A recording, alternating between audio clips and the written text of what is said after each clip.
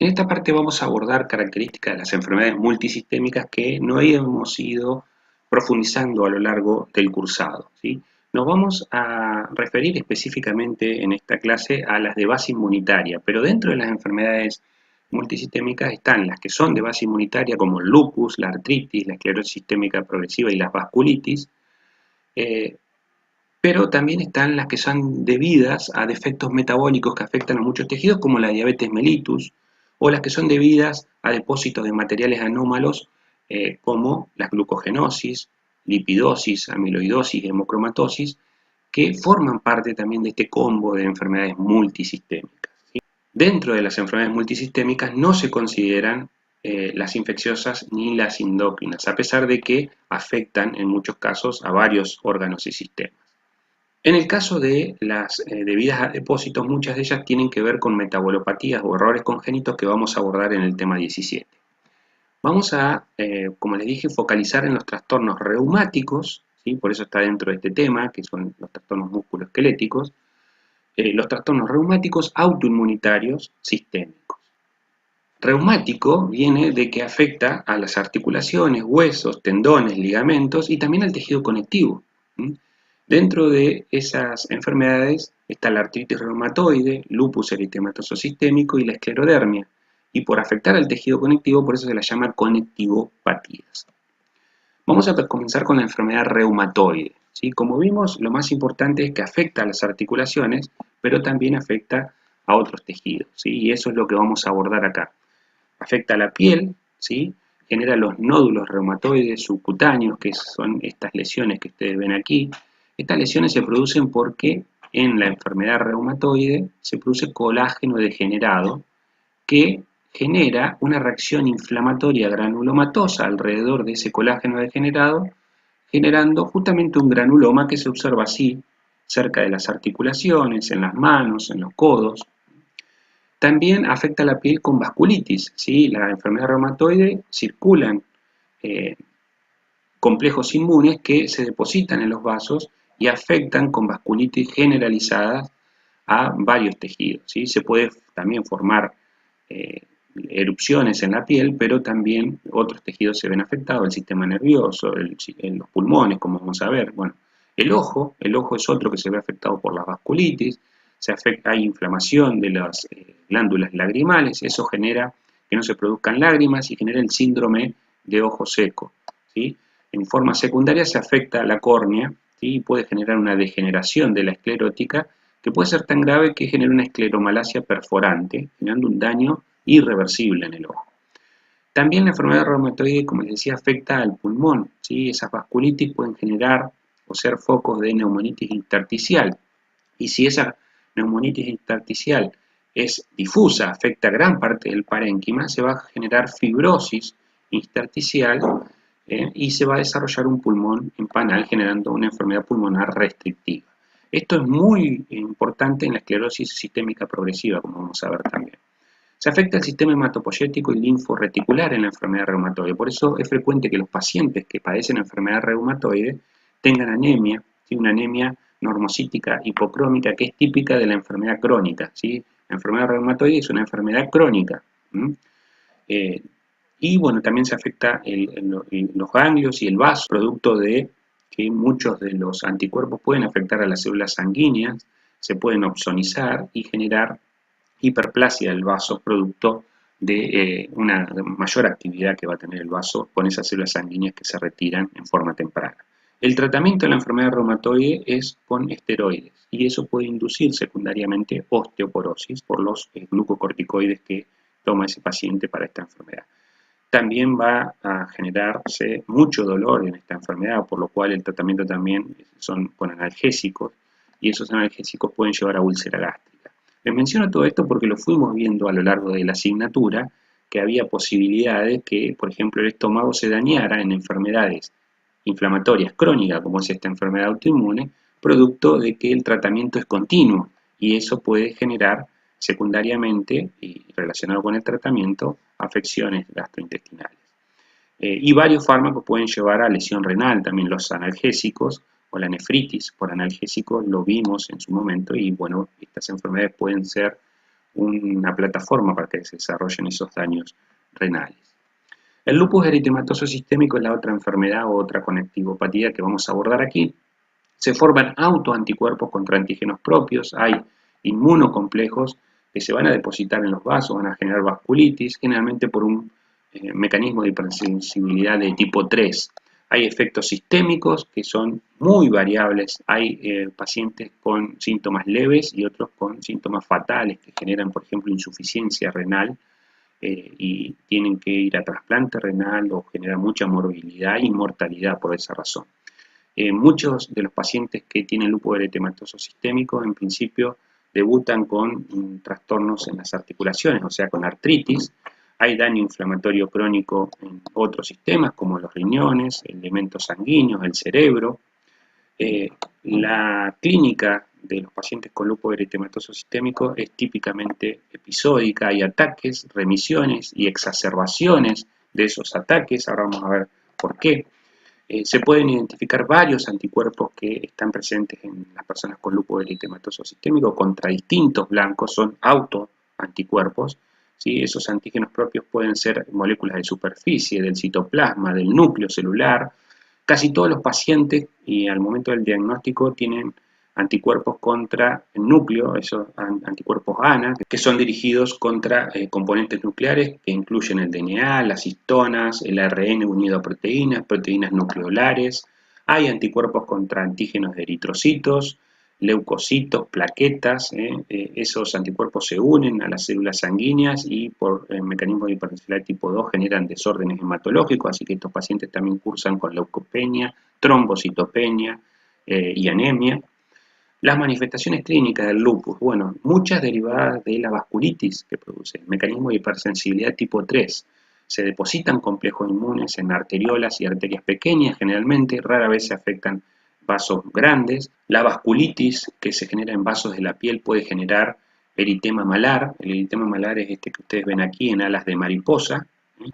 Malar quiere decir que afecta a los pómulos y las mejillas. ¿Sí? Se puede generar eritema discoide, que es un eritema redondeado que afecta a grandes partes de la piel, no importa en cuál, puede afectar mucho a la espalda. Se puede generar alopecia, ¿sí? Pérdida de cabello en algunas zonas que están expuestas a la luz y es muy fotosensible la piel de la persona que tiene lupus eritematoso sistémico. Bueno, lo que les decía, las articulaciones se ven afectadas por artritis simétrica. El riñón, hay un daño glomerular que lleva proteinuria, hematuria, producto del depósito básicamente de complejos inmunes. Como les dije, es la principal causa de morbilidad y mortalidad, ese daño renal. En los músculos puede haber miositis y se genera mialgia, anormalidades hematológicas, anemia hemolítica, trombocitopenia, leucopenia. En el corazón se pueden afectar las paredes, generando miocarditis y pericarditis. Se pueden desarrollar vegetaciones en las válvulas con las complicaciones que eso trae, ¿sí? Con las trombosis y émbolos que se pueden desarrollar a partir de allí. El sistema nervioso también se ve afectado con lupus cerebral, ¿sí? Se pueden generar trastornos psiquiátricos, convulsiones, epilepsia. Muchos de esos trastornos tienen que ver con anticuerpos contra proteínas de las neuronas, contra proteínas de la mielina. ¿Sí? Hay efectos, o se han observado efectos desmielinizantes en personas con lupus eritematoso sistémico. Acá tienen un esquema de lo que sucede básicamente en la clínica de un paciente con lupus, úlceras orales, el eritema cutáneo, discoide malar, ¿sí? Fotosensible esta zona, si se expone a la luz, muchas veces se desarrolla este eritema en alas de mariposa, el lupus cerebral, anemia, trombocitopenia, linfopenia, con lo que eso conlleva, ¿no? El desarrollo de infecciones, afección renal, nefritis lúpica, la mialgia a nivel de los músculos, la artritis a nivel de la articulación, osteoporosis, necrosis que se puede producir avascular producto del tratamiento con glucocorticoides, bueno, el exantema cutáneo y las vasculitis a diferentes niveles, en este caso se muestra una extremidad, pero puede ocurrir a nivel de los pulmones también, que acá no está esquematizado. Acá ven algunas lesiones, este es el eritema discoide y este es el eritema malar, ¿sí? En alas de mariposa que ven aquí. Fíjense, se pueden afectar extremidades, la cara, en varios lugares que generan este tipo de eritema. Este esquema, miren, resume muy bien la fisiopatología del lupus, ¿sí? Y los signos y síntomas que están asociados ahí.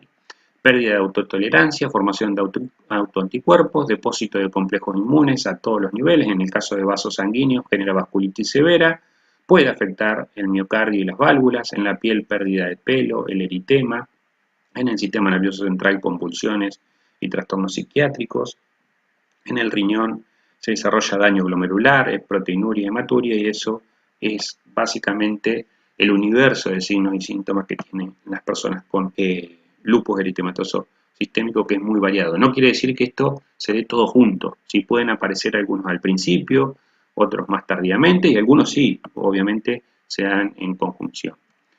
¿Cuál es la etiología del lupus eritematoso sistémico? Hasta acá dijimos que era una enfermedad autoinmune, donde se depositan complejos antígeno-anticuerpo, pero ¿qué dispara ese lupus eritematoso sistémico? Bueno, como hemos visto hasta aquí, muchas de las enfermedades autoinmunes se desarrollan a partir de una susceptibilidad genética y de factores ambientales, ¿sí? Generalmente los factores ambientales tienen que ver con infecciones virales, ciertas drogas, pero acá es muy importante también la luz ultravioleta en el caso del lupus. Y en cuanto a los factores genéticos, lo que se ha observado es que hay una deficiencia de componentes del complemento en personas que desarrollan lupus eritematoso sistémico. Principalmente estos componentes C1Q, C2 y C4 que tienen un rol muy importante en el aclaramiento de células apoptóticas por parte de los macrófagos. Si no están esos componentes, el aclaramiento de células apoptóticas se ve enlentecido y eso generaría un clearance anormal de esos cuerpos apoptóticos, que es lo que ven aquí, que daría tiempo al sistema inmune para que esos cuerpos apoptóticos que tienen antígenos que se generan, entre ellos antígenos nucleares, puedan ser mostrados en individuos susceptibles a células presentadoras de antígeno, a linfocitos que tienen esta susceptibilidad genética y desarrollen de esa manera anticuerpos que luego son los que inundan el organismo, generando complejos inmunes que afectan a diferentes niveles. Acá tienen básicamente esquematizado esto que les estaba contando. Genes de predisposición en linfocitos T y B, ¿sí? Que son específicos frente a antígenos nucleares propios, desencadenantes externos, básicamente factores ambientales, entre ellos la radiación UV, que les decía que es muy importante, se desarrolla apoptosis. Al estar estos componentes del complemento deficiente, se genera una eliminación defectuosa de esos cuerpos apoptósicos, dan lugar a que sean vistos y reaccionen estos linfocitos T contra ellos, ¿sí? El hecho de que haya una eliminación defectuosa hace que se aumente la carga de antígenos nucleares que están en esos cuerpos apoptóticos, se desarrolla una respuesta inmune contra esos cuerpos apoptóticos, ¿sí? Producto de que son endocitados por células fagocíticas y presentadas a linfocitos B y T. Se desarrollan células plasmáticas productoras de anticuerpos contra esos antígenos nucleares y hay una producción elevada y persistente de esos anticuerpos IgG antinucleares que forman parte de la patología. Dentro de lo que es la clínica de los pacientes hay ataques en el lupus eritematoso sistémico que reflejan la propiedad de memoria inmunológica porque los ataques son cada vez más fuertes y requieren cada vez menos antígenos, ¿sí? Y eso básicamente es porque ya están estimulados esos linfocitos a generar una respuesta inmune contra los antígenos que se van formando. Por eso en condiciones que normalmente se asocian a la apoptosis, como la involución del endometrio y de la mama, en el caso de las mujeres, la eritropoyesis, estímulos que lo provocan esa apoptosis, como la exposición a UV que les mencionaba recién, infecciones virales, ciertas drogas, son la causa de que se desarrollen esos nuevos ataques que son, vuelvo a decir, más fuertes y requieren cada vez menos antígeno producto de que hay células de memoria que generan esos anticuerpos. ¿Cuáles son los autoantígenos en el lupus eritematoso sistémico? Algo ya mencionamos, pero son antígenos nucleares que forman los anticuerpos antinúcleo, ¿sí?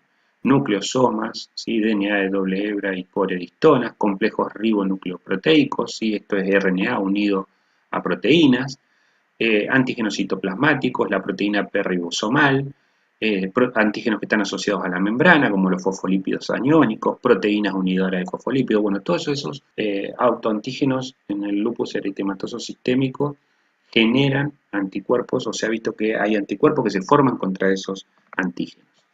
¿Qué tienen en común esos antígenos? Que durante la apoptosis se agrupan en clústeres o en blebs, ¿sí?, en la superficie de la célula apoptótica. Normalmente esos blebs o cuerpos apoptóticos son rápidamente y eficientemente aclarados por los macrófagos y impide que esos antígenos sean vistos por células dendríticas y que sean presentados a los linfocitos que puedan tener receptores para ese tipo de antígenos. Ahora, si hay un defecto en el aclaramiento de esos cuerpos apoptóticos, eso va a dar tiempo que las células presentadoras de antígenos lo puedan mostrar y se inicie una respuesta inmune contra esas moléculas. Y eso es lo que ocurre básicamente en las personas que son susceptibles a sufrir lupus eritematoso sistémico por esas deficiencias en el sistema inmune. Entonces acá lo dice claramente, este mecanismo participa en la fase de iniciación del LES, la cual luego se continúa con la propagación o amplificación cada vez que hay células apoptóticas o se están generando células apoptóticas. También hay un LES inducido por drogas. Esto se da en individuos susceptibles, ¿sí?, como este antihipertensivo, que es la procainamida, la isoniazida, ¿sí?, la depenicillamina. Bueno, todas son drogas que están asociadas al desarrollo del lupus eritematoso sistémico inducido por esas drogas. No se conoce cuál es el mecanismo exacto por el cual estas drogas lo inducen, y lo que se ha visto, sí, y esto es algo realmente novedoso, que remite completamente con el retiro de la droga que indujo el desarrollo del lupus. Finalmente, vamos a hablar de la esclerosis sistémica progresiva, es la última enfermedad multisistémica que vamos a abordar.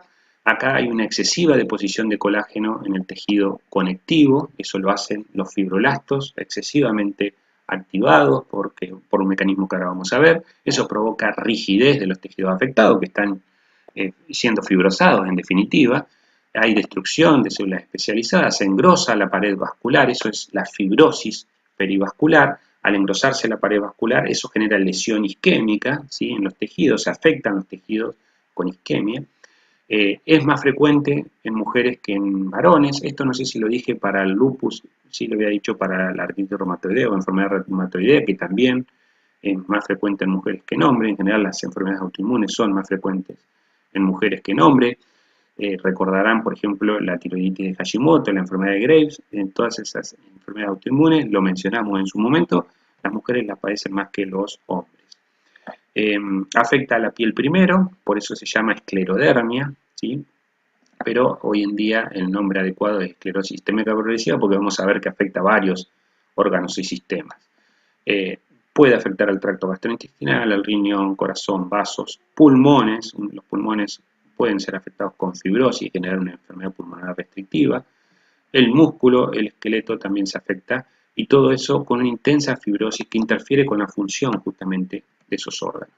La afectación de la piel se da en principio en la dermis y luego se afecta en la epidermis. Básicamente lo que ocurre es una rigidez y una atrofia que da características típicas, por ejemplo en la cara una tirantez típica, en la boca se genera lo que se llama microstomía, que es una boca fruncida, pequeña y fruncida, ahora vamos a ver alguna fotografía. Se destruyen los anexos, y glándulas sudoríparas y el vello, producto del desarrollo de fibrosis. En los dedos se notan duros, rígidos, brillantes. El hecho de que haya fibrosis perivascular genera isquemia en las extremidades y se desarrolla el fenómeno de Raynaud por un vasoespasmo que suele suceder sobre todo cuando se expone al frío. Es reversible, pero se genera ese fenómeno de Raynaud. En el tubo digestivo, el órgano más afectado es el esófago.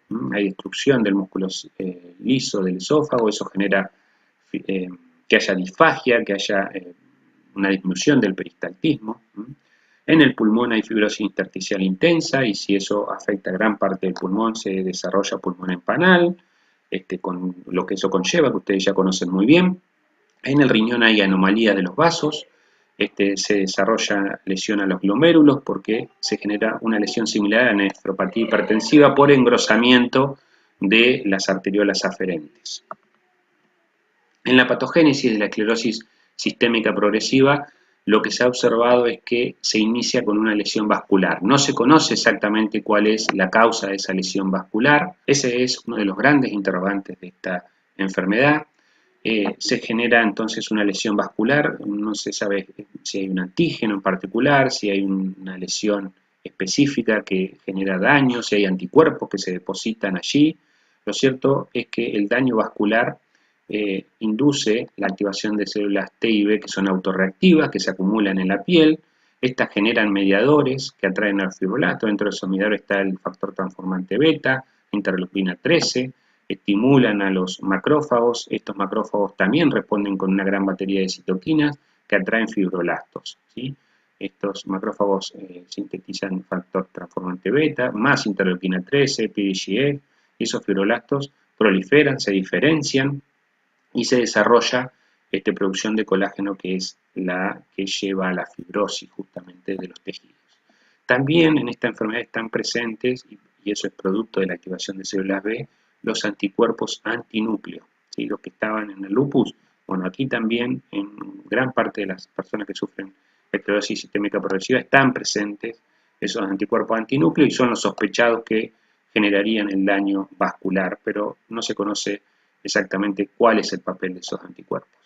Hay fibrosis, engrosamiento de la íntima, de los vasos que están afectados, angostamiento del lumen, y eso lleva al déficit de oxígeno y nutrientes y se lesionan los órganos por esa razón.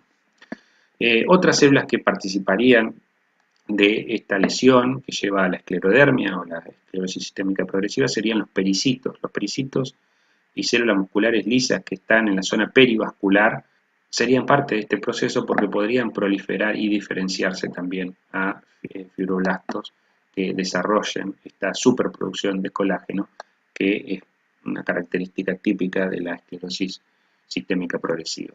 Acá vemos algunas lesiones para ir terminando. Lo que se observan acá son cómo se ven los dedos, tirantes, con la piel brillante, y aquí en estas 4 fotografías se observa el fenómeno de Raynaud, ¿sí? Este fenómeno que genera cambio de la coloración en la piel producto de una lesión isquémica transitoria. Acá viene la microstomía, ¿sí? La piel tirante, con la boca fruncida, ¿sí? Los dedos de las manos también brillantes, producto de la acumulación de fibrosis debajo de la piel, el esófago con una fibrosis importante, ¿sí? Hay estenosis esofágica en las personas que sufren esclerosis sistémica progresiva, disfagia, falta de peristaltismo, se genera reflujo también en las personas que sufren este tipo de enfermedad. También hay un síndrome que se asocia a la esclerosis sistémica progresiva, que es el síndrome CREST. El síndrome CREST es el desarrollo de calcinosis, ¿sí? Que es la calcificación del tejido que está fibrosado. En muchos casos hay erupción hacia el exterior, como se observa acá. El fenómeno de Raynaud es parte de ese síndrome CREST. La falta de motilidad esofágica, ¿sí? La esclerodactilia, ¿sí? Que es la fibrosis justamente de la piel de los dedos.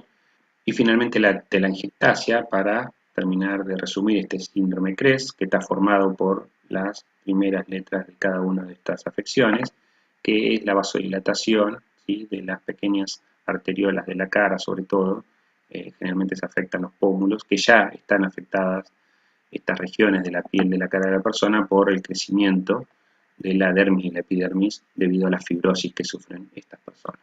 Bien, esto es todo respecto a las enfermedades multisistémicas, un resumen, un pantallazo general de estas enfermedades, y el próximo tema, el tema 17, lo abordamos en un próximo video.